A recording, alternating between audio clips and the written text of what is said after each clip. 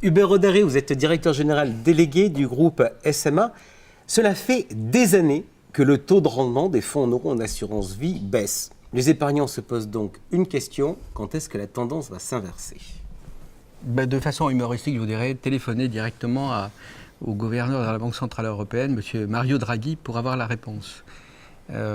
Plus sérieusement, depuis de nombreuses années, c'est vrai, les taux sont devenus administrés aussi bien pour les taux court terme, qui est la décision habituelle des banques centrales, que pour les taux les plus longs qui nous intéressent, dans lesquels sont investis nos fonds, donc les taux de rendement des emprunts obligataires, et ce par une intervention particulière depuis plusieurs années où la Banque Centrale Européenne a racheté des portefeuilles extrêmement importants de titres sur les marchés. L'actualité pour un épargnant en 2018, c'est la remontée de l'inflation. Aujourd'hui, on voit que le fonds en euros est en train quasiment de ne plus permettre de gain de pouvoir d'achat. Quelle est la solution aujourd'hui si à l'avenir, je veux que mon assurance vie me permette de garder du pouvoir d'achat ? Là aussi, il y a peu de solutions si vous restez concentré sur le marché des taux, puisque tout l'objectif de la Banque Centrale Européenne, c'est d'alléger le poids des dettes pour les émetteurs les plus endettés. Objet des sollicitations de la Banque Centrale Européenne et de réduire, en réduisant les intérêts réels qui sont touchés par ceux qui portent ces dettes. Alors, si le fonds en euros, ça ne marche pas, qu'est-ce que je peux faire ? Eh bien, il faut diversifier, mais diversifier prudemment, puisque l'ensemble des actifs sont touchés par cette direction que donne au rendement financier la courbe des taux. Diversifier, j'entends, par exemple en allant sur des marchés boursiers, j'entends pour la théorie. Maintenant, je voudrais qu'on regarde un peu la pratique. Pourquoi ? Parce qu'en pratique, les épargnants, ils sont adeptes de ce que j'appelle la théorie du rétroviseur. Autrement dit, quand les marchés financiers ont fortement progressé, là, ils se disent pourquoi j'irai pas ? En revanche, lorsque les marchés financiers baissent, là, ils ont très clairement le pied sur la pédale du frein. Or, 2018, c'est une mauvaise année boursière. Comment leur dire ? C'est peut-être le moment d'y aller. Effectivement, on dit aussi traditionnellement, vous employez le mot de rétroviseur, nous on parle de comment acheter au son du canon plutôt qu'au son du violon. Quand le canon tonne, c'est vrai qu'on a du mal à réfléchir, on est stressé. Et donc, pour un certain nombre, je dirais, d'investisseurs, pour un certain nombre d'épargnants, très classiquement, ils savent acheter, se positionner dans ces moments. Pour d'autres, c'est plus difficile, puisqu'ils sont un peu tétanisés par ce son du canon. Est-ce que vous avez les moyens d'aider ces épargnants qui ont peur à essayer d'avoir de bons réflexes ?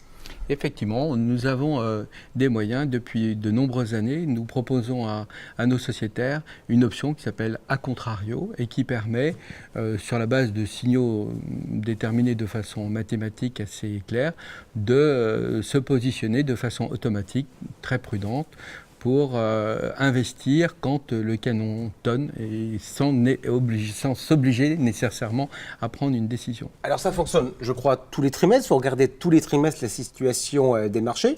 Donc nous sommes mi-janvier. Le dernier point trimestriel, c'était fin décembre. Est-ce que fin décembre, les souscripteurs de cette option A Contrario ont acheté ou pas ? Et effectivement, les signaux mathématiques ont confirmé la tendance à la baisse. C'est ce qui paraît évident, mais qui est bien confirmé. Et donc, l'option automatique a joué. Et donc, les souscripteurs de cette option ont bien souscrit, arbitré en faveur des actions. Alors, je sais que votre autre dada dans les méthodes un peu systématiques pour investir sur les marchés financiers, votre autre dada, c'est le 80-20. Alors, 80-20, ça veut dire quoi ? Alors 80-20, c'est la recherche d'un équilibre pour une gestion très prudente, on va dire, de pères de famille. Cette expression, il faut s'en méfier puisque quelquefois les pères de famille sont parmi les investisseurs les plus risqués. Mais mettons un père de famille prudent. Et donc, répartir ces actifs, ça ne veut pas dire de faire du quantitatif. C'est pas parce qu'on a 2 actifs, on fait du 50-50, ou 3, on les répartit par tiers.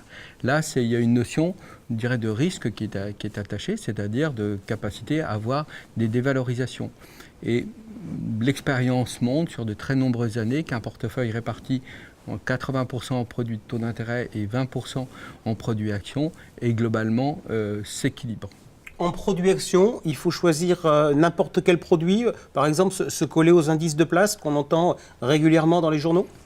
Là également, vous touchez à un autre dada. On ne fait pas une bonne politique d'investissement en investissant sur des produits indexés sur des indices. Il faut investir sur le marché des actions dans des supports qui privilégient des vrais choix d'investissement entreprise par entreprise en se dégageant de la conformité à la composition d'un indice. Chez vous, c'est quoi? Alors chez nous, ce support à privilégier, c'est Bâti Action Investissement et qui est le reflet de la gestion que nous faisons pour notre propre compte, pour le compte des fonds propres de nos mutuelles. Ok, donc si j'ai bien compris, Hubert Rodari, vous nous avez dit que la remontée des taux d'intérêt, fallait appeler Mario Draghi, mais vraisemblablement, ce n'était pas pour tout de suite. La solution, c'était la diversification et qu'il ne fallait pas le faire n'importe comment, il fallait mieux éviter de le faire à l'instinct, mais plutôt avec des méthodes, avec des systèmes de manière quasiment automatique. Et puis en plus, on va être honnête, quand on est en pilotage automatique, c'est aussi plus simple, on n'a pas de souci en quotidien de gestion. Hubert Rodari, je vous remercie. Merci Jean.